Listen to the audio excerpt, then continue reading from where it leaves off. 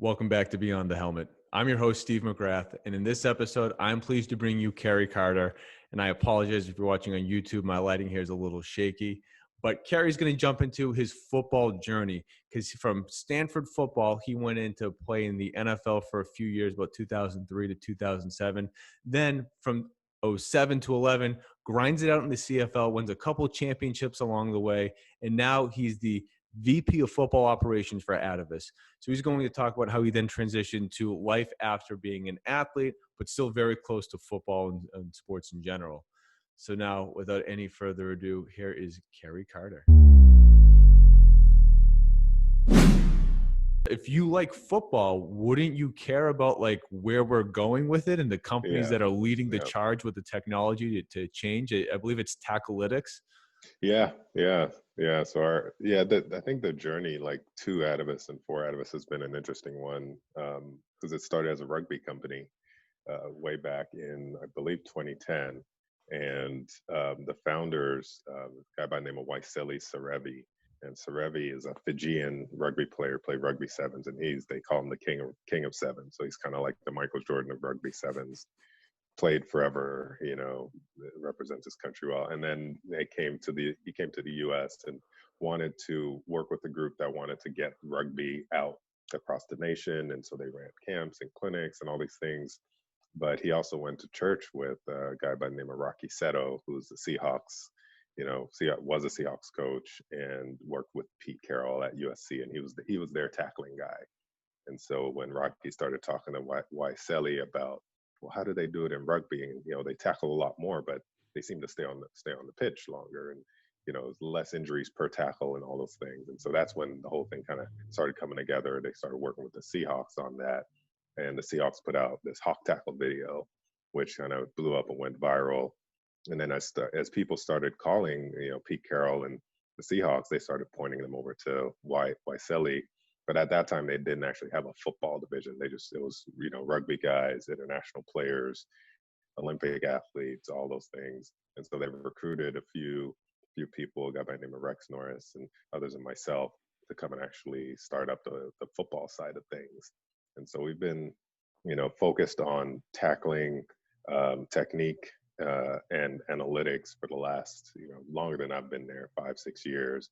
But really has taken off over the last couple years as we started getting some traction in, on the youth and high school side. We really focus on tackling certification. So showing coaches the right way to do it, giving them a set of drills, giving them a way to analyze it and report on it. But the certification part of it really is like making sure they have a good foundation to build on. And it's both about safety and efficiency. And that's a part to me that got me really excited that, I initially joined Atavus because I saw this safety component. So then we actually had way more data on the performance side to show when you perform these techniques in the right way, you actually are more efficient. And you not just about making tackles, but giving up less yards after contact, using your shoulder, not involving your head, and really protecting yourself as an athlete. So that really got me excited about what Atavus was doing. And we've been able to grow it since then. And now we work with teams at all levels, so all the way up to NFL teams, and in different ways, right? Some of them we just do, some scouting stuff for, but others where, kind of soup to nuts, we work with them in season. In the off season, we'll do analysis of their returning players, give them plans for the spring ball, for fall camp, and then all during the season, we're doing weekly analysis and reporting for the team so that they have a really clear understanding of, okay, how are we performing? Is tackling an issue? What elements do we need to focus on? And then, okay, how do we then make sure that what we're doing is in practice is showing up on the field? So it's kind of this really cool, cyclical nature, which I thought was, kind of ingenious in how they put it together. Absolutely. I mean, I just, today I released a podcast episode talking to Jake Miller. Jake runs Grit Player Services. So he helps athletes grow their platform. And I just love the fact that you can be very close to a professional sports, but not be an athlete. And what Atavus is doing is, it's cutting edge to not just make the game safer, but more efficient. Yeah. I mean, if you're a coach or an athlete, why wouldn't you be like, yes, I want to play smarter and better at the same time? Yeah. And then for you guys to have that data, so in essentially real time on a day by day basis, you can go and tweak what you're doing and ultimately move toward. I mean, Matt Rule was Yep. singing your praises not too long ago, and sure Yeah. enough, he's Yeah. going to The be FCA.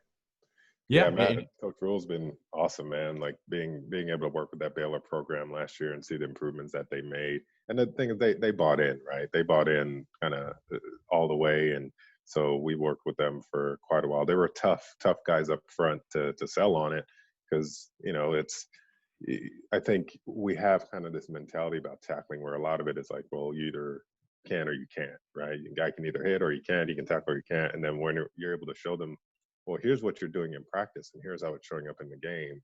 And we can tell you, on, in any game, your guys, when they use their shoulder, they say they use their shoulder over 50% of the time on tackles, they actually allow under 2 yards after contact.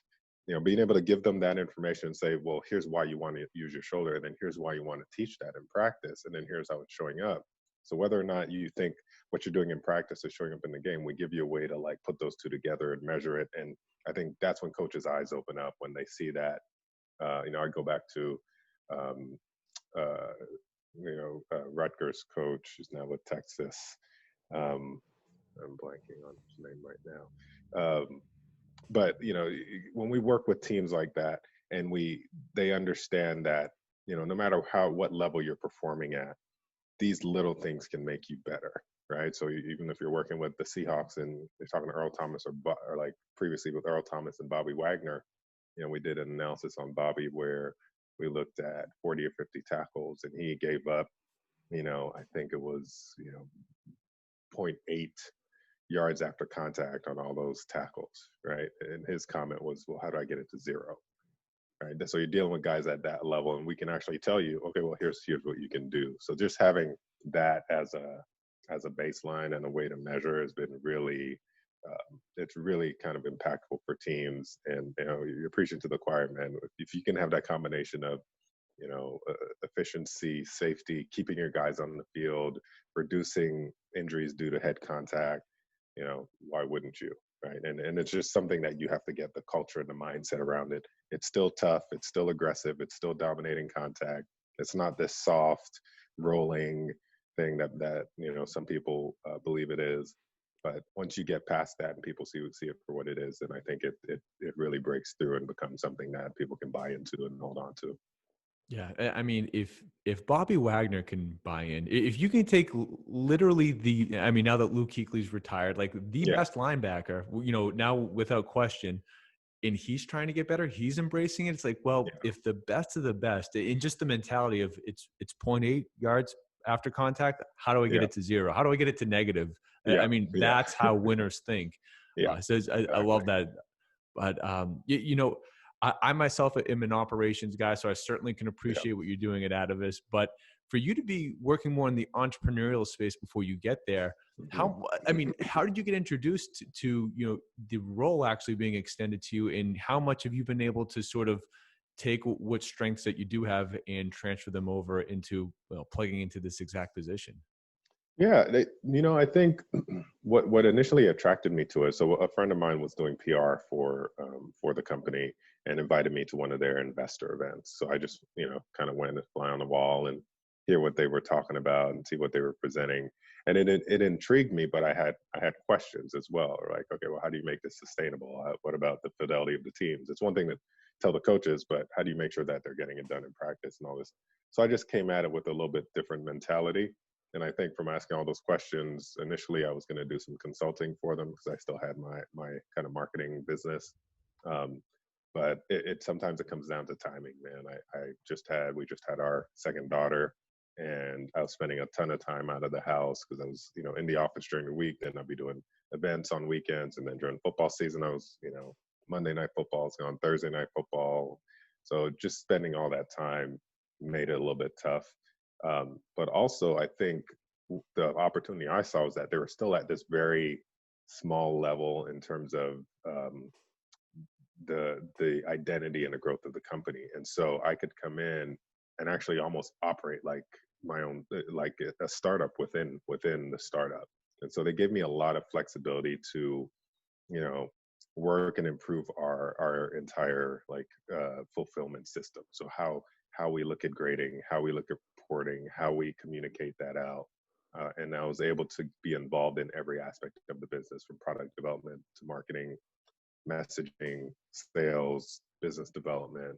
And for me, that's, you know, being an entrepreneur, that's, you do all those things anyways. And so that was really attractive to me, the fact that I could be involved in all those, and they were really open to that. And, you know, it actually helped, I think, our business a lot, because we've been able to be very nimble.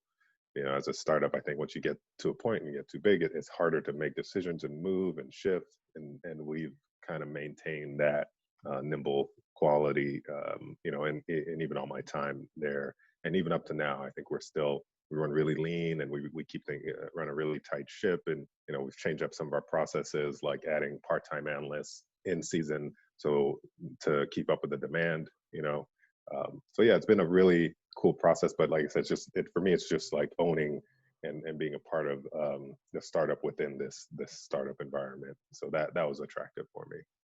Yeah, I mean, I think it all comes down to, no matter what you're doing, the culture and the management style. No different than, like, what type of coach do you have if you're on the field. Yeah, If you have something that really jives with who you are and what you do best and how you operate best, and it sounds like it just lined up perfectly for you. That yeah, that environment was just complete synergy, where you're able to both feed off of one another. yeah. No, I think it was, like I said, it was a good marriage of timing and opportunity. And you know, they had a need, and I felt like I could fill that. And for me, I always have to be, my head and my heart have to be aligned when I do something, especially if I'm going to put a lot of my time and energy into it. And that's probably why I did my own thing for so long. Was just because I could own it, and then I know that, you know, if I'm doing this, yeah, it makes sense financially, but also I know that I'm, you know, doing something good in the world, and it doesn't necessarily have to be like charity work, you know, but for the game that I love, and using my platform and, you know, all the skills that I've gained over the years playing the game, you know, now that can easily be translated to building this organization in a way that, you know, if you think about whether we make, you know, $10 million or we affect 1 million athletes, it's all about perspective. And for me, we can do both of those things, and, like, you know, wake up feeling really good about it, look yourself in the mirror, and know that you're doing something positive for the game that has given me so much as well. Absolutely. And I think that everything that I've seen is that you guys are well on your way. I mean, personally, if it's not obvious, I'm very excited about what you guys are doing, in the fact that so much has been accomplished in such a short period of time, that, Great. where are we going to be 10 years from now? And that's the Yeah. type, like, despite any, concussions and all the stuff that the NFL gets a bad rap for being associated with, Mhm. well, I feel like this is part of the change that will happen Yeah. over time, that, we might get to a point where fans and players mandate it, but by the time they're mandating it, the technology and everything else will be there. So Yeah. it Yeah. feels like it's we're at the beginning stage of something very exciting. Yeah, no, absolutely. And just to be a part of that solution is exciting for me, right? I think, uh, the organizations, the NFL, NCAA, and whatnot, even, you know, all the way down to high school, they're trying to do things the right way. They're trying to put the rules in place, right? They're trying to make sure that um, the you know, you have the technologies, the wearables, and the things that can show where people are moving and where contact's happening. And I think where we come in is really more on the technique side, even though we're really analytics driven, but we're really about behavior change. We're about behavior modification. And, you know, initially people say, well, yeah, it's hard to change someone's behavior. And yeah, we agree, but, you know, that's exactly what coaches do. They modify behavior on a daily basis by doing little things. So to say that it's hard, I'm like, yeah, it's hard, but that's what the sport is. And a coach will tell you that. They can take, you know, a great athlete and put them into a position and teach them the intricacies of the technique, whether it's you know, a defensive end, and teaching them, you know, the hand movements, hand fighting, you know, that they borrowed from, you know, jujitsu, and some of those other disciplines. And now they're teaching them this and showing them how they can use that to better themselves as a player, to be more efficient with their movements and more effective. And, just that alone is what really gave us confidence that we can actually do that same thing within this industry. But it is exciting to be at, a point where it isn't widely accepted, and it isn't, commonplace. So there is still a lot of education as we go around talking to people, but I think much more right now because of the environment that we're in, because of what's happened over the last, 5-10 years around the game. People and coaches are a lot more receptive to this type of change and behavior change and technique modification and things like that. Absolutely. Yeah. And like, I can't wait to watch it unfold. I'm happy to have learned of it. I don't want to say early as if I'm discrediting the last 5-6 years, but I feel like No, compared to where we early. will be, Yeah. I'm happy that I'm on board so I can watch the whole thing play out. Yeah, it's definitely early in my mind too. Yeah, to get here though, and you already referenced, sort of what you learned as a player and an athlete that you were able to translate into the, call it the second act of your professional life. First act being what you did for nearly a decade on a professional level. Yeah. I was hoping that we could actually bring it back to those Stanford days, and I feel like I'm getting some mixed signals here. Was it running back? Was it wide receiver? Was it just Yeah. back to high school? How do you get to Stanford? What are you looking to do? What position does it matter? Yeah. No, I mean, coming out of high school, I think a lot of guys play both ways in high school. So I played running back and linebacker in high school. But I actually knew I wanted to play offense going into college. And so I definitely, most of the schools I got recruited as a running back. So Stanford was one of those that, actually I didn't know a ton about the school at that time, living in Toronto, and, I was born in Trinidad. And so I've only been in Toronto for 9 years at that point.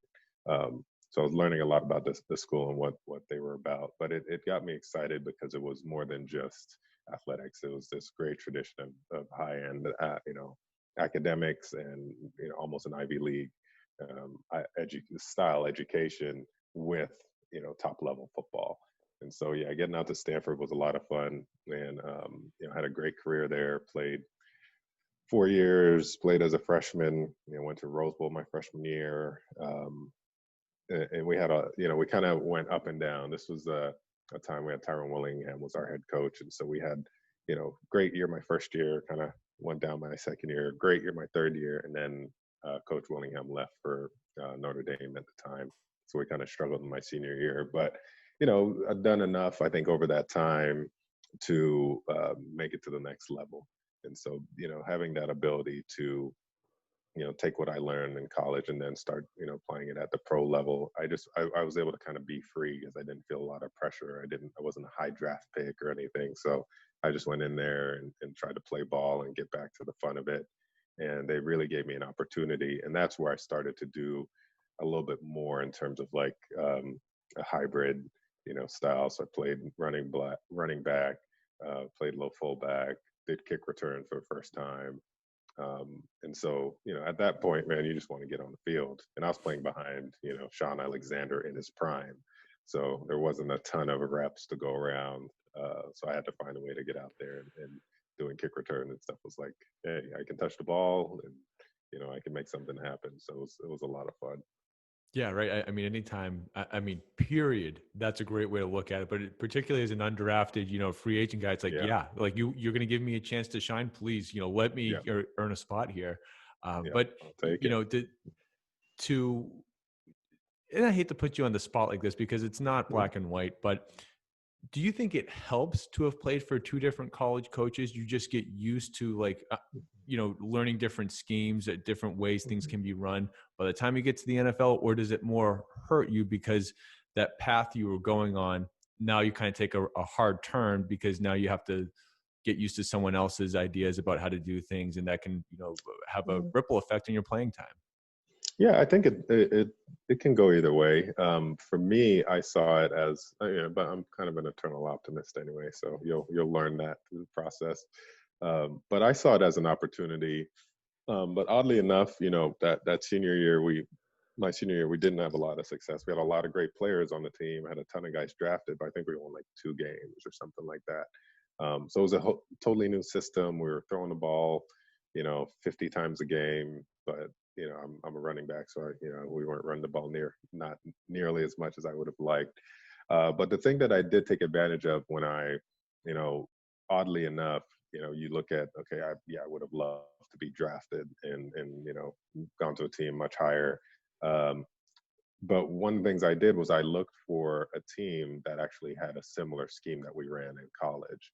And so when I was looking for options, I got calls from 4 or 5 different teams, and that was one of my big questions. And Seattle actually ran a West Coast offense, used the same terminology as I did for 3 years at Stanford. So I thought it would be helpful for me if I didn't have to go in and learn a whole new offense at that point. And it was hugely helpful because then, if you're not thinking out there, you're able to react and just play the game in your most natural way. And that's, the most effective way to do it. So I think going in early, I knew the playbook and I knew my assignments in terms of like, blocking assignments specifically as a running back. They can't trust you if you can't block for the quarterback.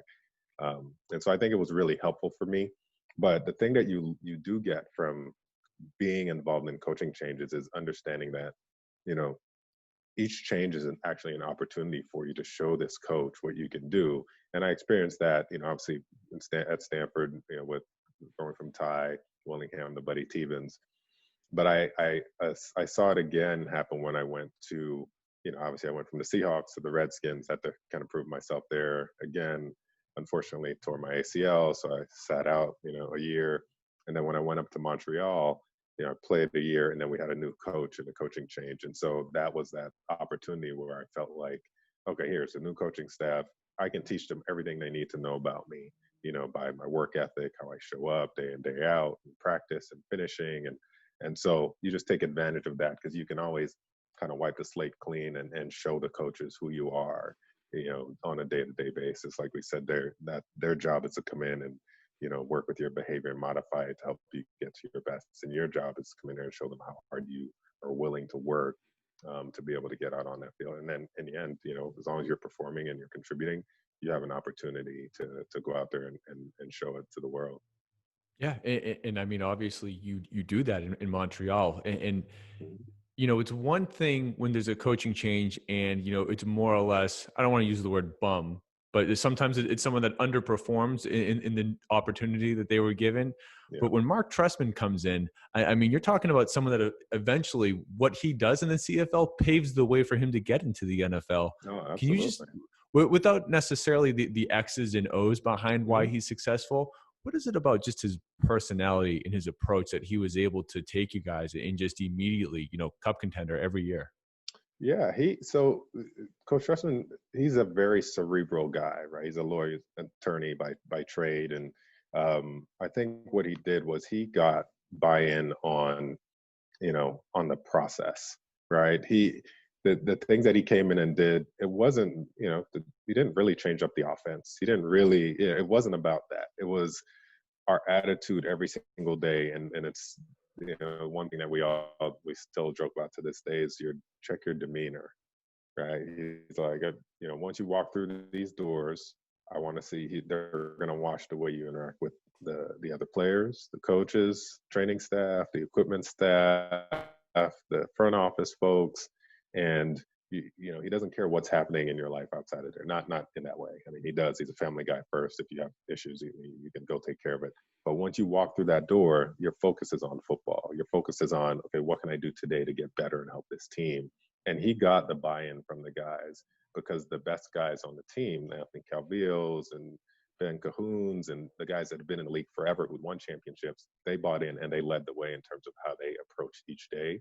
And so Coach Trestman was a master in my mind at getting people to buy into his philosophy on that daily work. It wasn't, we all knew what the goal was, right? We did a Grey Cup. That was our goal every year. But in order to get there, you got to take care of business right now. Take care of business today. Take care of your body. Take care of your mind.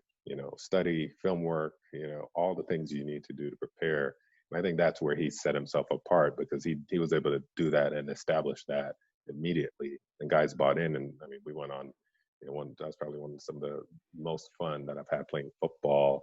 Of course, when you're having success and winning games and going to great cups, you're part of this huge, influx of success in a city. You're going to have a ton of fun, and yeah, it was just that. And then being able to play in 3 Grey Cups in a row, win 2 of them, like that's something I'll never forget. And a group of guys and friends that are my friends and family for life as a result of what we went through together. Yeah, absolutely. Yeah, well, winning cures a lot. Not that Yeah, anything yeah, had to be it cured does. there, but you did mention, but before we jumped into the CFL days, Mhm. um, Sean Alexander, Max Strong is there, a great fullback, Mhm. and you're able Yeah. to cross paths with the GOAT while you're there. Jerry Rice, I believe, is on the roster while while you're in Seattle. So Yeah, just being around, yeah. obviously not Jerry in his prime, but Jerry Rice nonetheless. I mean, did you take anything away from how some of these guys were approaching the game, and what sort of, could you steal things from what they were doing? Yeah. Oh, absolutely, man. Jerry, especially, Jerry was he was a routine guy. Like the way that he got ready for practice every day was the exact same. It was like implicit. He'd come in, he'd do it. He's come in at the same time, get his prep, get his warm up, get his stretch. He'd even get his wristbands on the same way, and he just go through this process. And talking to him, he's like, yeah, he's not out there trying to be great and make spectacular plays. He's trying to be consistent. Like he wants to know that. He wants them to know that if you throw the ball my way, this is gonna be consistent. I'm either gonna catch it, I'm gonna break it up. The quarterback can trust him. And because he was so consistent, great things happened, right? He was good. He was good daily, and that became greatness. And so I took a lot of that from him. And actually, my locker wasn't too far from him. And I think about Jerry Rice. I think about Walter Jones, Randall. I'm blanking on his name. Randall played for the Vikings. Cunningham? No, the John Randall. Sorry, John Oh, Randall. that's right. Yeah, so John Randall, like those guys who, in my mind, were like these legends, right? And seeing them come in and they had that same work ethic as well. Like John Randall never complained. Walter Jones never complained. He also didn't have to show up because he was franchised every year, so he didn't show up to training camp, and he just come on day one and same thing, come put his hat on, go to work, take care of business, and then no one could get around him. So yeah, I was lucky and blessed to be surrounded by a great group of guys, and one of my favorites. Outside of Jerry, I think Jerry's actually one of the first guys and the only guys I ever asked for an autograph. So I was like, I don't care, I'm gonna have to do it. But Matt, I'd say, Sean Alexander, great mentor, but Max Strong was my favorite, man. Taught me how to be a pro and how to take care of myself and how to approach the game and things like that. So I always had a lot of love for Big Mac. That's awesome. So, as we get to the end here, when you think about whether it's the guys that sort of helped you become a good pro, the coaches that you had along the way, I mean, not that you could really put your finger on one thing, but through that process, that decade-long process that you went through, what do you think are some of the most important things you left that chapter with that have enabled you to carry that success into the next part of your life? Yeah, that's it's something I actually think about a lot, right? This idea of pressure. Like, I think if you haven't been an athlete or haven't been in a high pressure situation in terms of a game type situation, playoff situation, championship situation where things can change at the drop of a dime. And they teach you how to deal with those, right? They teach you that process of evaluation that I talked about, that Coach Trustman was so high on, that daily evaluation. When I walk into a corporation now, nothing nothing that is being done there scares me in any way, right? The evaluation, the way we are evaluated on a daily basis, knowing that anyone can come and take your job, or this guy performs this week, like he could be either not suiting up this week, or you can be cut. that type of pressure was so heavy on you day in, day out, that now when I go into the corporate world and with that same mentality and free agent mentality where I have nothing to lose, um, now I don't feel that pressure. I'm actually like, I actually want it. I want to be evaluated. I want people to, see how I'm working and learn from it and pull from it and all those things. So I think that piece was really big for me because it gave me the confidence to, be able to adapt in those situations and not feel undue pressure on my back. If we had a deadline come in or a big project or we're releasing, a new SaaS product, whatever it is, that gave me a lot of confidence to know that I can kind of deal with anything. And then there are just basic, things about leadership and cooperation and how you participate and work together as a group to accomplish a common goal. All the things that we did for an entire year, as an organization, as a football team, in accomplishing that goal of getting to the championship. Now we just shrink that down and we say, okay, well, we have these little goals. Okay, we got to get this website up. We got to get this product launched. We got to get these products sold. And you put those things into those buckets and you approach them the same way. So I think I've learned and taken as much as I can from my time on the field and around the coaches and around other players over the years, and really just translated that into everything that I do now with Atavus and with any business that I would be involved in moving forward in life. I think it's been a great platform and foundation for me. Absolutely. Absolutely. Awesome. But we'll Kerry, I want to get you out of here on this little thing I call the gauntlet. I just have a couple quick hitter Okay. questions that I need your knee-jerk answer on. All right. What's most important I'll in do my winning? best. I think you're going to Yeah. be all right. Yeah. Number one offense or number one defense? Which would you rather? Ooh.